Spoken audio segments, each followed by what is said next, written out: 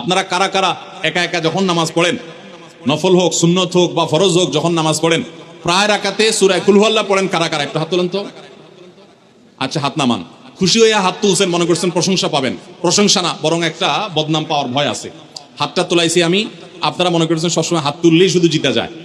দেখেন, যারা সূরা ইখলাসকে মহব্বত করে, এই যে ঘটনা আমরা শোনালাম নবী সাল্লাল্লাহু আলাইহি ওয়াসাল্লাম, এটা জেনে যে আমার আল্লাহর আলোচনা আছে এই সূরায়, অন্য কোনো আলোচনা নাই, আল্লাহর পরিচয় উল্লেখ করা আছে, আল্লাহর বৈশিষ্ট্য এবং ক্ষমতার উল্লেখ আছে, সেই মহব্বতে যদি কেউ সূরা ইখলাসকে মহব্বতের সাথে ধীরে ধীরে পড়ে, তাহলে তো তিনি অবশ্যই আল্লাহর কাছে বিশেষ মর্যাদা পাবেন। ওই সাহাবীর মতো আল্লাহর ভালোবাসা পাওয়ার সম্ভাবনা জোরালো। তবে আমাদের বেশিরভাগ মানুষ কুল হুয়াল্লাহ সূরা দিয়ে নামাজ পড়ে, নামাজ শর্ট করার জন্য। ঠিক না বেঠিক? তাহলে এবার যদি আমি বলি কারা কারা নামাজ সংক্ষেপ করার জন্য কুল হুয়াল্লাহ সূরা দিয়ে নামাজ পড়েন, তাহলে দেখা যাবে হাত ওগুলো আবার উঠছে।